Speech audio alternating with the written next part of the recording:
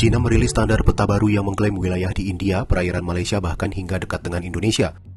Kementerian Sumber Daya Alam China pada Senin 28 Agustus 2023 merilis peta tersebut bersamaan dengan Pekan Kesadaran Pemetaan Nasional China dan Hari Publisitas Survei dan Pemetaan bertajuk Peta Standar 2023. 中方在南海问题上的立场是一贯明确的。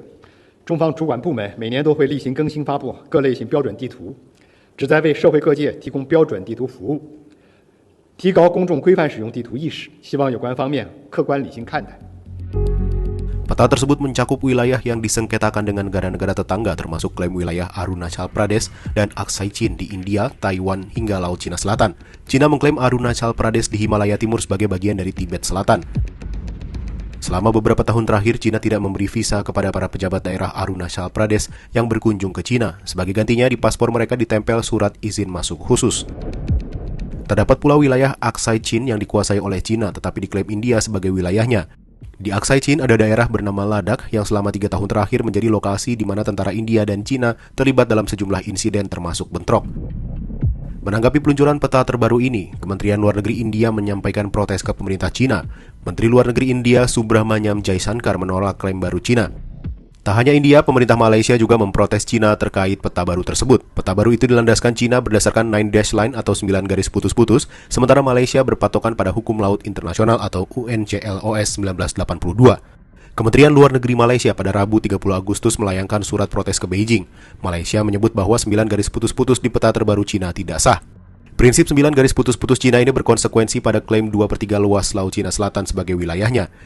Sejak lama, prinsip 9 garis putus-putus itu ditentang oleh Malaysia, Brunei Darussalam, Vietnam, Filipina, dan Indonesia.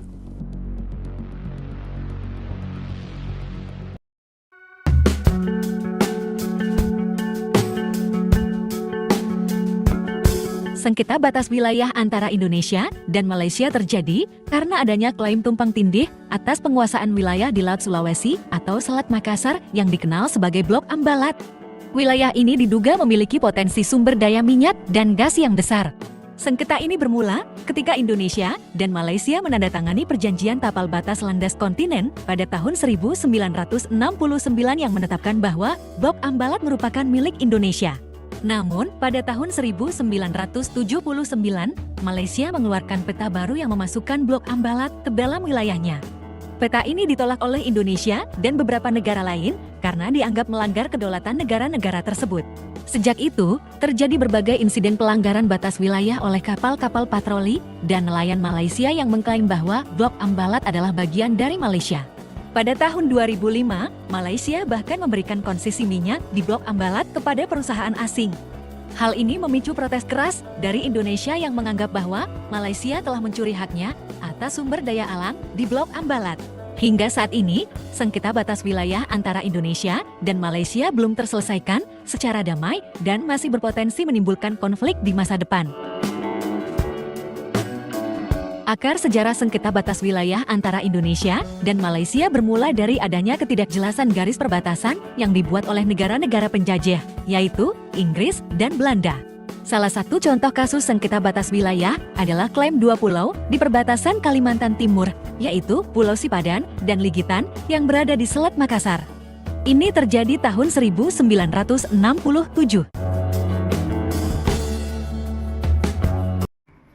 Selamat pagi Pak, saya Amos Yombing dengan NIM 4012311063 ingin menjawab pertanyaan terkait tugas. Apa yang dimaksud dengan penyelesaian internasional dan mengapa perang digolongkan sebagai penyelesaian sengketa internasional? Berikut jawaban saya, Pak.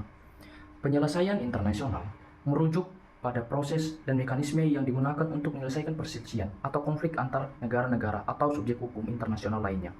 Ini merupakan aspek penting dalam HI dan hubungan internasional. Berikut lebih jelasnya. 1. Proses di mana pihak-pihak yang terlibat dalam sengketa internasional mencari resolusi melalui berbagai pengakuan dalam hukum internasional. Tujuannya yang pertama, mencegah konflik bersenjata, mencegah perdamaian dan keamanan internasional, menyelesaikan perselisihan secara damai, dan terakhir, menegakkan prinsip-prinsip hukum internasional. Ketiga, jenis sengketa dapat meliputi sengketa teritorial, maritim, ekonomi, HAM, dan isu-isu lainnya yang melibatkan kepentingan antar negara.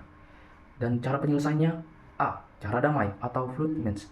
negosiasi langsung, mediasi, konsiliasi, arbitrasi, penyelesaian yudisial melalui pengadilan internasional, penyelidikan atau inquiry, dan jasa-jasa baik atau good office. B. Cara kekerasan sebagai pilihan terakhir dan dibatasi oleh HI. Yang pertama, perang, tindakan pembalasan, dan restorasi. 5. Prinsip-prinsip penting. 1. Kewajiban untuk menyelesaikan sengketa secara damai. Larangan menggunakan kekerasan atau ancaman kekerasan. 3. Prinsip non-intervensi. Dan keempat, menghormati terhadap kedaulatan rakyat. Peran organisasi internasional melalui PBB, serta organisasi regional seperti Uni Eropa dan ASEAN, sebagai peran dalam fasilitas penyelesaian sengketa.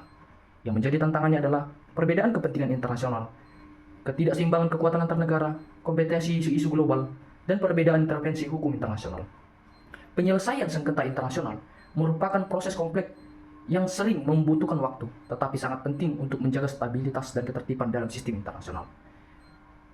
Dan pertanyaan kedua, untuk lanjutan, perang memang digolongkan sebagai salah satu cara penyelesaian sengketa internasional, meskipun ini adalah cara yang paling ekstrim dan umumnya dianggap sebagai penyelesaian terakhir. Berikut alasannya. 1. Histori. Secara histori, perang telah lama digunakan sebagai cara untuk penyelesaian konflik antar negara, seperti contohnya antara Amerika Serikat dengan Iran. Kedua, kenyataan praktis. Meskipun tidak diinginkan, perang masih terjadi dalam hubungan internasional modern. 3. Pengakuan hukum internasional. Hukum internasional mengakui hak negara yang berperang dalam kondisi tertentu, seperti membela diri. Yang keempat adalah hasil detektif. Perang dapat menghasilkan penyelesaian yang detektif, meskipun dengan biaya yang sangat tinggi. 5. Alat diplomasi. Yang dimaksud alat diplomasi adalah ancaman perang sering digunakan sebagai alat diplomasi untuk menekan pihak lawan. Tentang ketidakefektifan cara damai. Ketika semua cara damai gagal, perang kadang dianggap sebagai opsi terakhir. 7. Penegakan keputusan. Dalam beberapa kasus perang digunakan untuk menegakkan keputusan atau sanksi internasional. Yang terakhir adalah perubahan status QUO. Perang dapat mengubah keseimbangan, kekuatan, dan status QUO internasional. Namun, penting untuk dicatat bahwa Piagam PBB melarang penggunaan kekerasan dalam hubungan internasional, kecuali untuk membela diri atau atas otoritas Dewan Keamanan PBB.